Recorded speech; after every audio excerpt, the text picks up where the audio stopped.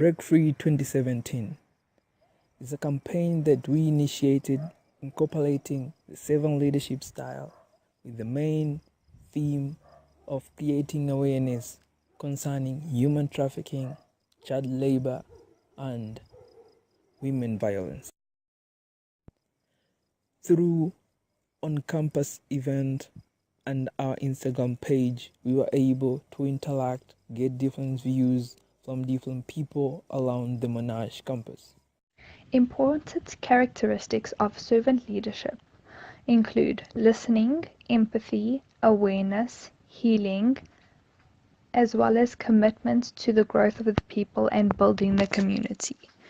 Due to this definition, we as a group feel that servant leadership was the best leadership theory to choose in terms of our issues in which we chose. Regards to the individual contribution, well, we decided to focus on 3 clips, 3 issues, because like freedom is there's many aspects in it. So we just mainly focused on human trafficking, child labor, and domestic violence. So my job was basically to get the community, Monash, involved. So we'd get them to watch 3 clips, and they have to choose which clip spoke to them the most, and then we interviewed them.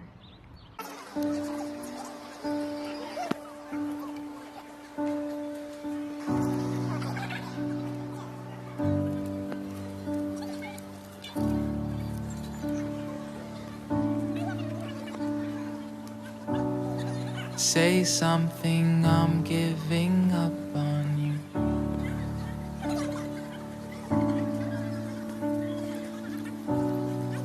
I'll be the one if you want me to.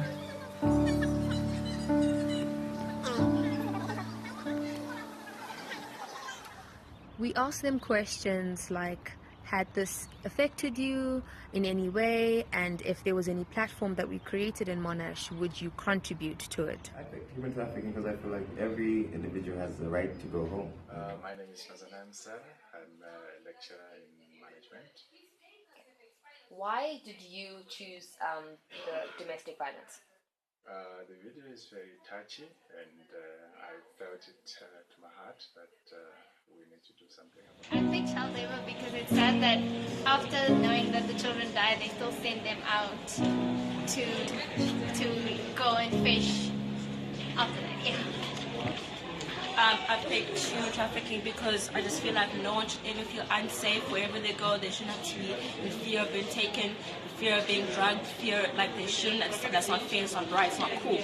So that really touched me. I picked this one about the lady who was cutting because she had to sort of downgrade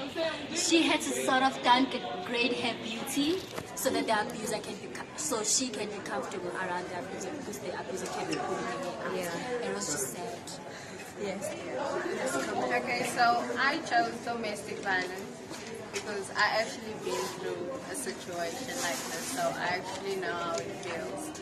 I actually know exactly how she feels.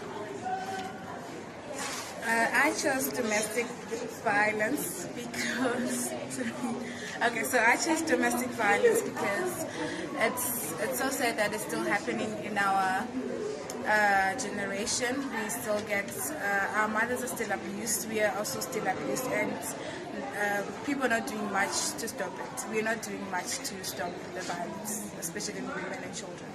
Has this impacted you in any way? So do you feel like you can change something, or is this just generic and yeah?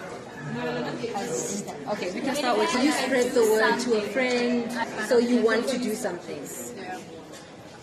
They all actually did impact me. The child labor one was quite strong because, nobody wants to see a child suffering, to be honest, especially to the point where they actually died down was quite strong. As well with the domestic violence, no woman should be going through that. Yeah. There's no reason for anyone to be abused in such a way. Okay, so now that you've listened to all the 3 clips, what would you do to change it? Or have you heard this stuff before? Is it redundant? Yeah, what type of things would you do? This stuff? To be honest, I don't know. I would like to change it. Obviously if there is a bigger initiative out there, rather than I do understand creating awareness is important, but now I'm more action-based. You know, what can you do that will make a difference? You know, so I really do think if it's more action-based, I will be able to take part in that. Okay, but in general, has this whole interview, like watching the clips, has it created an impact? Yes, it has. It really does. It really has created an impact, and I really feel like, you know, I'm more like.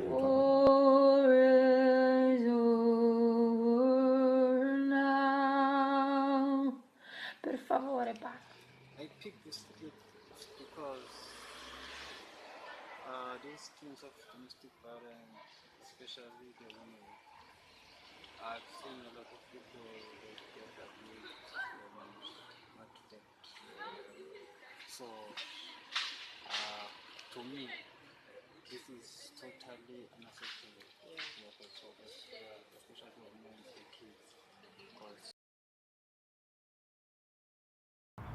After interviewing security guards, lecturers, students, I do believe that it did create awareness. Some people didn't even know. I think they hadn't. Some people didn't really know some of the experiences. We tried to get some really sad clips on how people have been abused, and I think just discussing it and trying to spread the word, I think that definitely did create awareness, and some people are very open to us creating some sort of platform where they can donate or just contribute positively to society. The opportunities in which I came across included the opportunity to learn more about these issues, as well as get my group members' opinions and viewpoints. Another opportunity that I came across included the opportunity to interact with others as well as share awareness about these issues. The challenges in which I personally faced would be time limitation. Servant leadership was very intriguing, as it's not about managing the changes we want to bring in the organization, but the changes are brought into the organization. Similarly, #BreakFree 2017 is about bringing awareness, like educating people about the abuses found outside.